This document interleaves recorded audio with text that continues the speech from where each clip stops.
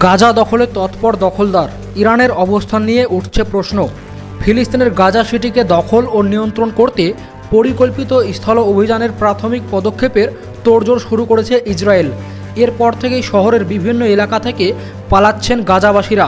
কিন্তু এমত অবস্থায় এখনও পর্যন্ত ইরানের কাছ থেকে এ বিষয়ে কোনো ক্লিয়ার কাট স্ট্রং বার্তা ফিলিস্তিনিরা সহ বিশ্ববাসী পায়নি। বিশেষজ্ঞরা বলছেন, গাজা শহরকে বাঁচাতে হলে ইরানকে খোলাখুলি ইসরায়েলের সাথে মোকাবিলায় নামতে হবে। হামাস, হুথি, হিজবুল্লাহর মতো রেবেল গ্রুপ দিয়ে গাজা সিটিকে রক্ষা করা বেশ চ্যালেঞ্জিং এবং প্রাণনাশক একটি কাজ। যদিও রবিবার ইরানের সর্বোচ্চ নেতা আয়াতুল্লাহ আলী খামেনির সামরিক উপদেষ্টা ইয়াহিয়া রহিম সাফাভি ইরানি গণমাধ্যমকে বলেছেন যে কোনো মুহূর্তে ইসরায়েলের সাথে আবারও যুদ্ধ শুরু হতে পারে।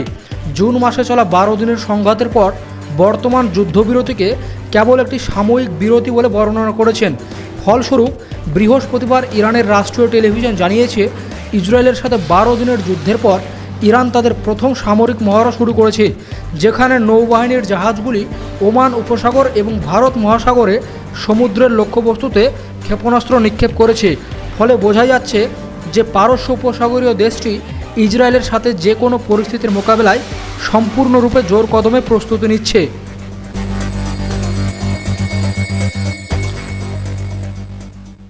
গাজার কর্মকর্তারা জানিয়েছেন, পরিকল্পিত স্থল আক্রমণের অংশ হিসেবে বুধবার তীব্র বোমাবর্ষণ ও আর্টিলারি হামলা শুরু করে ইসরায়েলি সেনারা। এরপর শহরের উপকণ্ঠে ঘাঁটি স্থাপন করেছে তারা। এই শহরে 10 লক্ষের বেশি ফিলিস্তিনির বসবাস, যাদের সবার দৈনন্দিন জীবন এখন প্রচণ্ড অনিশ্চয়তার সঙ্গে কাটছে। ইসরায়েলি সেনাবাহিনীর মুখপাত্র ব্রিগেডিয়ার জেনারেল এফি ডেফরিন সাংবাদিকদের জানান, আমরা গাজা সিটিতে প্রাথমিক অভিযান এবং আক্রমণের প্রথম ধাপ শুরু করেছি। সেনাবাহিনীর মুখপাত্র আরও বলেন, সেনারা এরই মধ্যে জেইতুন ও জাবালিয়া এলাকায় অভিযান চালাচ্ছে। শহরের জেইতুন ও সাবরাপাড়ার শত শত বাসিন্দা শহরের উত্তর পশ্চিম দিকে সরে গেছেন। এমন পরিস্থিতিতে জাতিসংঘের মহাসচিব অ্যান্টোনিও গুতেরেস অবিলম্বে যুদ্ধবিরতির আহ্বান জানিয়েছেন। তিনি সতর্ক করে বলেছেন, এই আক্রমণ অবশ্যম্ভাবীভাবে মৃত্যু ও ধ্বংস ডেকে আনবে। কিন্তু ইসরায়েল এই সমস্ত আন্তর্জাতিক সমালোচনাকে উপেক্ষা করে সম্পূর্ণ গাজা সিটি দখলের পরিকল্পনায় এখনও অটল রয়েছে।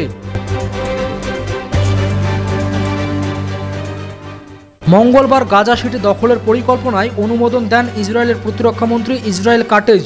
চলতি সপ্তাহে ইসরায়েলের নিরাপত্তা বিষয়ক মন্ত্রিসভায় বিষয়টি তোলা হবে।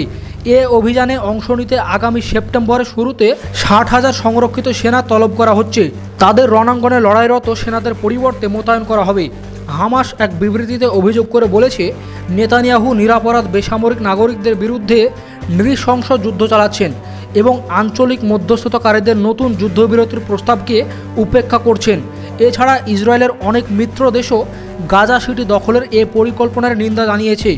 গত বুধবার ফ্রান্সের প্রেসিডেন্ট ইমানুয়েল ম্যাক্রো সতর্ক করে বলেছেন, এই পরিকল্পনা দুই জাতির জন্য বিপর্যয় ডেকে আনবে এবং গোটা অঞ্চলকে স্থায়ী যুদ্ধের দিকে ঠেলে দেবে।